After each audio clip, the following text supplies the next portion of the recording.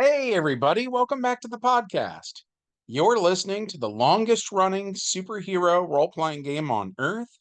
I'm your host, the Game Master, and today we're talking about Power Girl's wedding, her baby, her best friend, her teammates, and all sorts of stuff. But before we get into all that, smash that like button, make sure you're subscribed, ring the bell for notifications, and be sure to leave us a comment. We've got an awesome community here, and it's all thanks to you guys. So thank you so much for being here.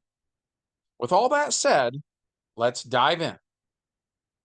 The prologue to this one takes place on Saturday, March 27th, 1976, when Power Girl, aka Kara Zor-El, finally marries Superman Red, aka John Redbridge.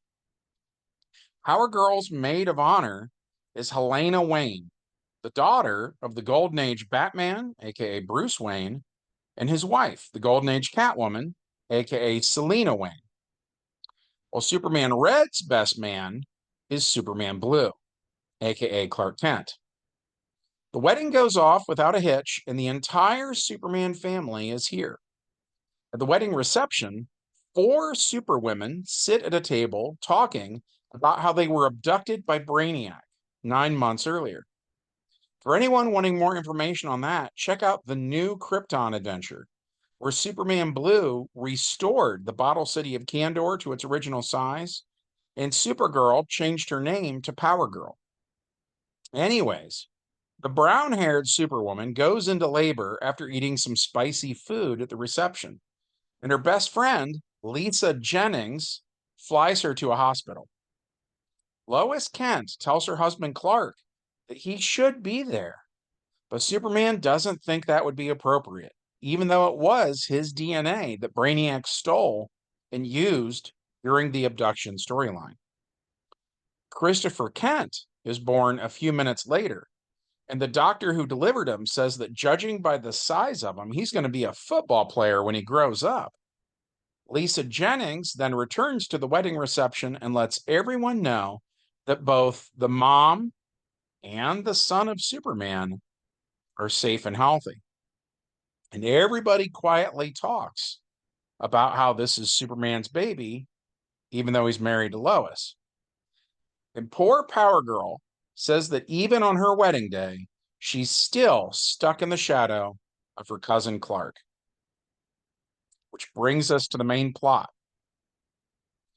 Dr. Midnight summons Dr. Fate, Flash, Jade, Obsidian, and Wildcat together to tell them that he received a message via computer that three cities are soon to be destroyed: Seattle, Washington, Cape Town, South Africa, and Peking, China. Furthermore, Dr. Midnight says that this could destroy the Earth's biosphere and might spell the end of the world. Obsidian says that's hard to believe. And Jade says so is the atomic bomb before 1945. Dr. Midnight says that he and Jade will take Seattle. Flash and Wildcat take Peking. Dr. Fate and Obsidian take Cape Town. In Seattle, the Star-Spangled Kid is using Starman's old cosmic rod to fly over the city. As he patrols, he notices a robbery in progress. So he lands in front of the bank, and the thugs open fire. Star-Spangled Kid uses the rod to erect a force field, then he melts their guns with it. On the villain's turn, they're so shocked that their guns just melted, they forfeit a turn. So Star-Spangled Kid clubs them till they're all knocked out. After the cops take the crooks away, Star-Spangled Kid sits on the curb and is depressed. He recalls how the Justice League rescued him and his friends from a time warp. But he's sad because from his point of view, he's in the future. And he wants to be living in the past, back in his own time, not the 1970s. He and the others don't recognize the world anymore, and they all feel like a fish out of water. But his longing for a better time is interrupted by an earthquake. Meanwhile, 50,000 miles above the Earth, a peculiar space station is in a geosynchronous orbit over the equator, providing a perfect headquarters for the man known as Brainwave, who's talking to himself saying how it's the fault of the Justice Society that he was imprisoned for so long and how he went insane from the solitude. But soon he will have his revenge. Meanwhile, on the terrace of a penthouse overlooking the city of Cape Town, an African man is speaking with Dick Grayson, the current Batman. "We've been quite impressed by your impartiality, Mr. Grayson. Ever since you arrived last week, you've been most fair in keeping with the policy of your mission. We have high hopes for your report to the United Nations." Grayson swallows a sip of his drink, then, "So have I, Mr. Kadobi. I intend to recommend a study on the UN attitude towards policies of apartheid, and I hope that we can." But just then, Dick Grayson is interrupted by the loud boom of a nearby explosion. Almost immediately, a wave of noxious gas spreads over the city, billowing from the central core of the explosion. As Grayson quickly excuses himself in the chaos, he thinks to himself, "People are fainting. There's something wrong here. And if anyone can get to the bottom of it, it's Batman." And with that, he changes into his bat suit and swings into action. If the world were a nice, neat place where everything occurred in an orderly fashion, Dr. Fate and Obsidian would have already arrived to witness the explosion and maybe even contradict its effort. However, the world is not a nice, neat place, and our two heroes only now arrive into town, right into the center of the catastrophe. Dr. Sate, Dr. Fate says, "What we see before us cannot be a natural event, Obsidian. There are no gas pockets in this part of the world. This is an artificial disaster," which implies that the message we received is real and not a hoax. But just then, Obsidian begins to choke. "Dr. Fate, the gas, it's..." So Dr. Fate subs his Omni power for the transmutation power, and he starts to change the gas into normal, breathable air. And on Obsidian's turn, he recovers, then uses his force manipulation to create a giant black cork, which he puts into the hole in the ground that the gas was coming out of. Just then, Batman approaches them. He subbed an Omni gadget for the sealed systems power, so it looks like a gas mask that goes over the mouth section of his Batman mask. The others are surprised to see Batman here and ask what's up, so he starts to explain the whole story. Meanwhile, the Flash and Wildcat arrive in Peking, China, where a volcano is erupting. So Flash runs around the volcano in circles, wearing a rut into the ground. So as the lava comes this way, it falls harmlessly into the trench that he's made. More lava oozes out of the top of the volcano, so Power Girl shows up, cooling it down with super breath and rolling the cooled pumice stone back into the hole from whence it came. Wildcat says, "Hey, it's Superman's cousin," which does nothing to brighten Power Girl's mood. As she sighs, the Red Army attacks the American heroes. So Power Girl stomps her foot once, creating an earthquake that shakes them up a little.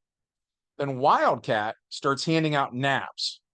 Once the army's been defeated, Power Girl says she knows all about the disasters the JSA has been dealing with, and she has a pretty good idea of who's behind it and where he's located.